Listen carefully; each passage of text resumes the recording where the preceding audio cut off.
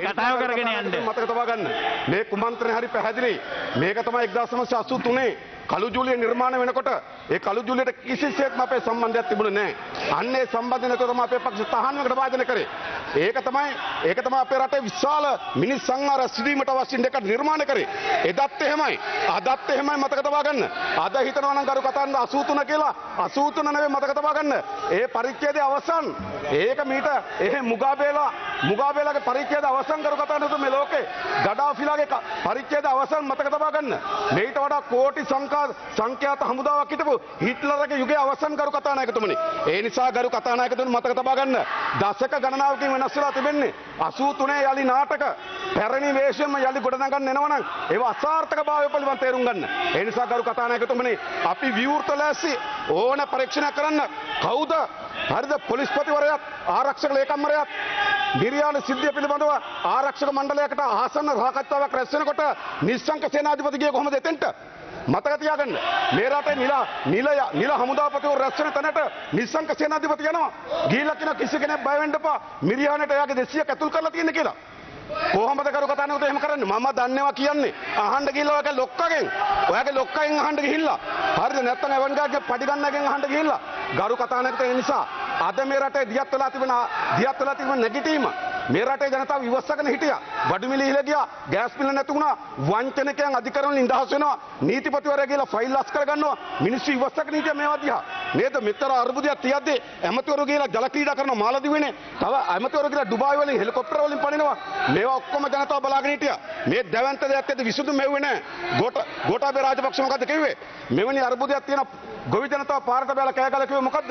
වගා කරගන්න විදියක් නැහැ පොහොර ටික නැහැ. මොකද්ද ගෝඨාභය කිව්වේ? මම හමුදාව හරි වගා කරනවා කිව්වා.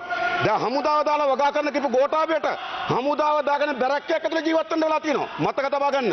එහෙම තමයි අධිමානසිකත්වයෙන් කටයුතු කරේ. මේ മന്ത്രിවරු කෑ ගහලා කිව්වා. පොහොර දෙන්න කියලා ඇඬුවා ගොවි ජනපදවල മന്ത്രിවරු. ඇහුවද? ගොවි ජනපදවලින් ආණ්ඩු වෙන්න മന്ത്രിවරු පක්ෂ නායක රැස්වීම ඒගොල්ලන්ගේ ආණ්ඩු පක්ෂ රැස්වීම වලින් ඇඬුවා පොහොර දෙන්න කියලා. යන්න බෑ කිව්වා පොහොර දෙන්න කියලා. ඇහුවද? ගෝඨාභය රාජපක්ෂ පවුලයි උද්දච්චභාවයෙන් හිටියේ. ජනතාවගේ හඬට අහුම්කම් දුන්නේ නැහැ. ජනතාවගේ වේදනාවට අහුම්කම් දුන්නේ නැහැ. ඒක තමයි මේ පුපුරා ගියේ. මේක පුපුරා යන්නේ මොකද්ද? අර උද්දච්චතාවයෙන් හිටපු නායකයා. එයා ජීවත් වෙන උඩුමහලේ ඇමතිවරයෙකුට කෝල් එකකට ආවේ නැහැ. ඇමතිවරයෙක් මුණ ගැසුන්නේ නැහැ. අඩුමතරම කතා කරේ මහින්දානන්දගේ දුරකථනකට විතරයි. මේ ඇමතිවරු කියන කතා කැබිනට් මණ්ඩලේ කතා කරන්න දෙන්නේ නැහැ. එහෙම උද්දච්චභාවයෙන් හිටපු ජනාධිපතිවරයා. හරිද? අන්න එයා තමයි මේක වග උත්තර කරුවා. ඒ නිසා තමයි කියන්නේ යාට go home කියලා ගෝඨාභය. මතක තියාගන්න. ඒ නිසා තමයි යාට යන්න කියන්නේ. ඒ නිසාද මොකද්ද කියන්නේ? ගෝඨාභය ජීවත් වෙන උඩුමහලේ. ගෝඨාභය උඩුමහලේ ජීවත් උනේ. එයාට ජීවත් වෙන්න තිබ්බා බිම් මහලේ. හැබැයි අද යාට ජීවත් වෙලා තියෙන්නේ බිම් ගේක. අද අපි දන්නවා අපේ රටේ ජනාධිපතිවරු ඉන්නවා කියන්නේ. මෙවැනි අරුබුදයක් තියෙනවා. ටීවී එක දකින්නේ ජනාධිපතිවරයා. ප්‍රකාශක දකින්නේ ජනාධිපතිවරයා. ජනතාව මත කතා කරන ජනාධිපතිවරයා. කොහෙද බංකරයක ජීවත් වෙනවද? ඇයි උඩුමහලේ හිටපු ජනාධිපතිවරයා බිම්මට බැලලා ජනතාවත් එක්ක වැඩ කරමින් හිටියනම් මෙහෙම වෙන්නේ නැහැ. උඩුමහලේ හිටපු ජනාධිපතිවරයා දින්නේ බංකරයක. තමුන්නාන්සලා එහුම්කන් දුන්නෙත් නැහැ. මතක තබා ගන්න. එහුම්කන් දුන්නද? කතා කරාද? දුරකථනයට ආවද? මුණ ගැහෙන්න අවස්ථාවක් දුන්නද? ඇමතිවරු ප්‍රශ්නෙට එහුම්කන් දුන්නේ නැහැ. එයා උද්දච්ච මානසිකත්වයෙන් හිටියේ. එයා අද බිම්මට බහින්න වෙලා තියෙනවා. ගරු කතානායකතුමනි ජනතාවගේ පුපුරා ගියේ මේ වේදනාව. මම දන්නවා මේ ඇමතිවරු മന്ത്രിවරයෙක් ලෙස පාරේ හිටියනම් මේ උද්දච්චකමට කෙහෙලිය රඹු කළත් සමහර විට නොවෙන්න පුළුවන් නේද? බෝඩ් එකක් අල්ලගෙන ඉන්න තිබ්බා.